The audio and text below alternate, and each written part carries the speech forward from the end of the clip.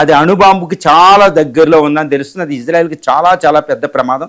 ఎందుకంటే అనుమానించదగ్గింది. ఎందుకంటే north Korea Kim Jong Un అదే విధంగా అణుపరీక్ష చేసేశారు. ఇప్పుడు యుద్ధం మధ్యలో అణుపరీక్ష చేసే కెపాసిటీ మరి ఇరాన్కి సడన్గా ఎక్కడొచ్చేస్తాయి అంటే మరి అది కూడా అనుమానించవచ్చు. ఎందుకంటే అక్కడ చైనా ఉంది, రష్యా ఉంది. అసలు ఇరాన్ యుద్ధంలో డైరెక్ట్గా వస్తేనేమో మూడో ప్రపంచ యుద్ధం జరగవచ్చు.